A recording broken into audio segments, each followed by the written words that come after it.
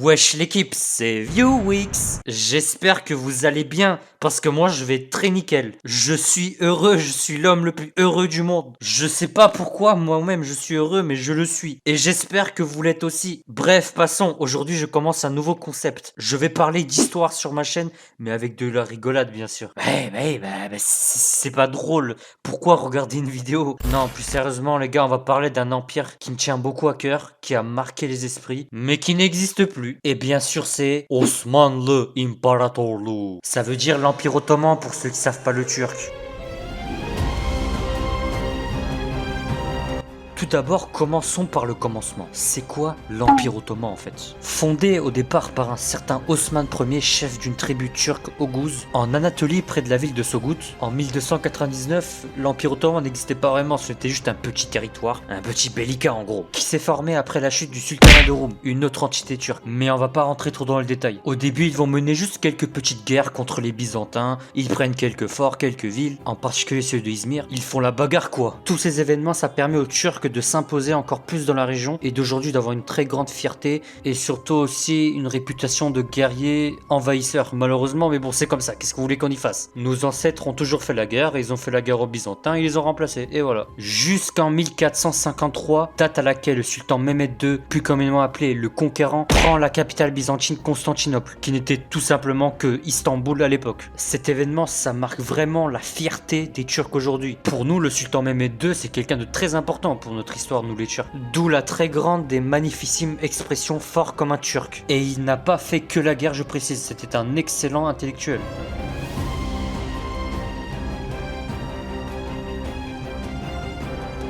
Bien sûr, comme tout empire, l'Empire Ottoman a une fin, mais avant tout, un âge d'or. Et l'âge d'or de l'Empire Ottoman était particulièrement vénère. Genre vraiment, c'était vraiment vénère. Sur une échelle de 1 à 100, la vénéritude était de 250. En effet, tout commence en 1517 lorsque le sultan Selim Ier décida de faire la guerre aux Mamelouks, en gros les Égyptiens, même si ils étaient dirigés par une dynastie turque, mais c'est qu'un petit détail, et les Séféfides. Alors bien sûr, ce dernier, il va les défoncer un peu, et il va s'emparer de toute l'Égypte, et une petite partie de l'Empire séféfide. Et à ce moment-là, tout commence à s'accélérer pour l'Empire Ottoman lorsque son fils Suleiman le Magnifique prend le trône en 1520. Et là, les Ottomans ne rigolent plus. Et dès 1521, ce dernier, il entame le siège de Belgrade, qu'il va prendre bien sûr. Le mec, c'est un malade. À peine il est arrivé, il prend Belgrade. Il est là, il est présent, il est très déterminé à asseoir son autorité et de prouver qu'il est légitime pour succéder à Selim Ier. Bien sûr, tout empire a des relations diplomatiques avec les autres pays, que ça soit pour le bien ou même pour le mal. Et le 16e siècle ne déroge pas à cette règle. Durant son règne, Suleiman sera confronté à diverses situations, plus ou moins bonnes avec les autres pays qui entourent l'Empire. Il est très important d'avoir de bonnes relations, puisqu'être isolé diplomatiquement c'est pas bon, et surtout d'avoir des alliés. Et l'un de ses principaux pays à avoir eu de bonnes relations avec l'Empire Ottoman est le Royaume de France. Et l'un des principaux ennemis de Suleiman est Charles Quint. Mais tout ça on va en parler juste après.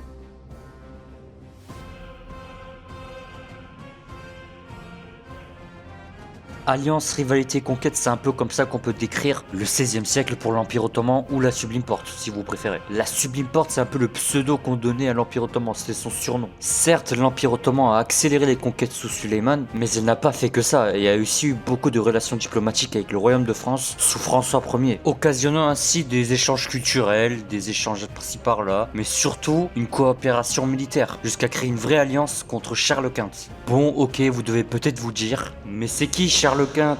Alors Charles Quint était l'un des plus grands monarques du XVIe siècle, couronné roi d'Espagne en 1516 et empereur du Saint-Empire romain germanique en 1520. Ce dernier est aussi roi de Naples, de Sicile et aussi des Pays-Bas. Mais en plus de ça, en étant sur le trône d'Espagne, il avait aussi l'empire colonial espagnol. Donc le mec il rigole pas, il a un sacré patrimoine. Et le truc c'est que Charles Quint n'aime pas François Ier. Les deux avaient des ambitions différentes qui s'entrechoquaient. François Ier avait des vues sur l'Italie du Nord. Et en plus de ça, Charles Quint devient empereur, ça passe pas trop. Cela va donc occasionner une longue série de guerres entre les deux souverains, en particulier les guerres d'Italie. Et à toutes ces guerres s'ajoutera un troisième souverain qui est Suleiman. En effet, lors de la 6e guerre d'Italie, François Ier dirige une armée en personne contre Charles Quint, mais il est défait à la bataille de Pavie. Par conséquent, il se fait prisonnier, mais il sera libéré l'année suivante. Le roi de France cherche alors à trouver de nouveaux alliés capables de contrer Charles Quint, et il trouve en la personne de Sulayman le Magnifique l'homme qu'il lui faut. Avoir des alliés sur qui compter à cette époque, c'est toujours bon à prendre, même si que ces derniers ne soient pas de la même religion que vous, bien que ça peut poser problème. Une entité chrétienne qui s'allie avec une entité musulmane, à l'époque, c'est du jamais vu. C'est la nouvelle mise à jour qui a un peu fait trembler la communauté chrétienne. Pour la première fois dans son histoire, l'Empire ottoman signe une véritable alliance, ce qui se passe en 1536, et à partir de là, une série de guerres va se dérouler en Europe. Il va y avoir plusieurs raids maritimes sur les côtes espagnoles et italiennes, mais surtout la conquête de la Hongrie par Sulayman, qui était avant sa conquête un état vassaux après la bataille de Mohacs, une bataille qui a été remportée par Sulayman en 2 heures, en 1526. Ça c'est digne de Sulayman, il bat des armées entières en 2 heures. N'est-ce pas grotesque? Parce que moi je ne connais pas beaucoup de gens qui terminent une bataille en moins de 2 heures, sachant que bien évidemment commander une armée et faire la guerre ce n'est pas simple et c'est pas donné à tout le monde. Mais enfin bref, je ferme la parenthèse sur Mohacs, ça va être trop long. Et les années passent et les années passent et les guerres se succèdent. L'Empire ottoman devient la nouvelle terreur de l'Europe. Les autres pays galèrent contre l'Empire ottoman tellement qu'il est fort. Dites-vous qu'une fois, Sulayman a même envoyé simplement des uniformes de soldats ottomans au royaume de France pour faire peur aux Espagnols lors d'une bataille. Bien que tout ça ne va pas durer, bien sûr, parce que tous les empires ont une fin au bout d'un moment. Si l'Empire romain a chuté, l'Empire ottoman va chuter aussi.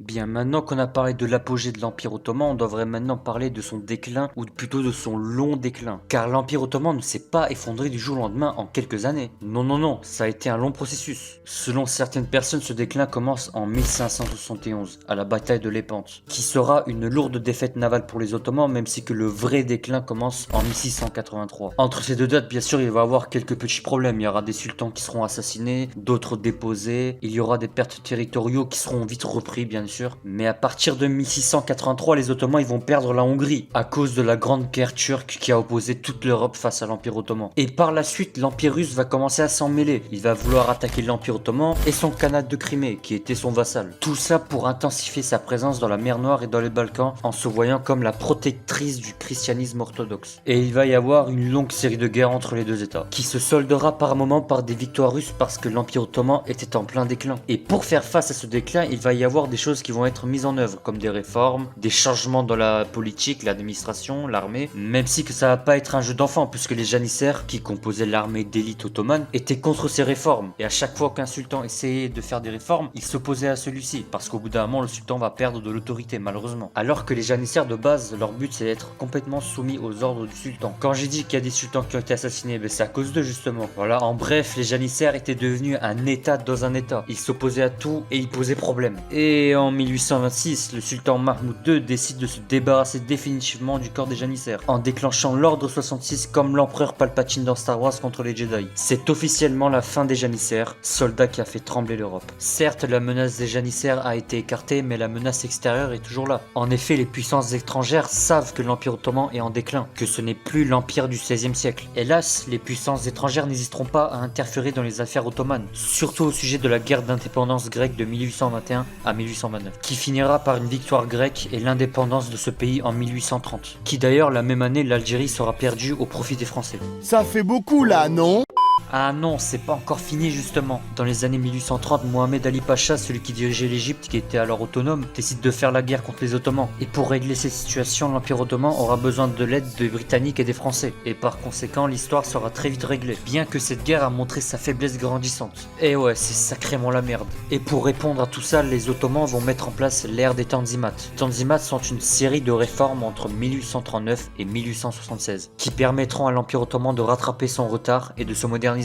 D'abord un prototype dans les années 1830, à partir de 1839 commence le premier édit, qui dit que tous les citoyens, musulmans ou non, sont égaux. Et entre 1840 et 55, diverses lois sur l'administration et les lois seront promulguées. Bon voilà, ça en fait des choses quand même un peu, non? Eh ben ce n'est pas encore fini. Dans les années 1850 et 60, l'Empire ottoman va finaliser les réformes plutôt sociales, mais surtout économiques. Comme vous pouvez le voir, ça en fait des nouveautés. Les lois maritimes sont finalisées et les sujets musulmans ou non sont tous égaux devant la loi. Et avec toutes ces succès vague de lois institutionnelles et créer l'ottomanisme, c'est-à-dire une idéologie qui servait à renforcer le sentiment d'appartenance pour tous les peuples pour l'Empire ottoman. C'était la définition du citoyen ottoman. Malheureusement, ça va pas marcher parce que ça va juste renforcer la schizophrénie qu'autre chose. Bref, on arrive en 1876 et la première constitution de l'Empire ottoman est proclamée. C'est une première dans l'histoire de l'Empire ottoman, qui sera bien sûr supprimée 2 ans plus tard par le sultan Abdülhamid II, à cause de la guerre russo-turque de 1877 à 78, qui sera une catastrophe pour l'Empire ottoman. Vu que de nombreux territoires seront perdus, d'autres deviendront vassaux. En clair, l'Empire ottoman va sombrer et ce n'est qu'une question d'années. Maintenant, la question c'est quand est-ce que ça va arriver? Parce que les réformes c'est bien, mais ça n'a pas empêché la chute.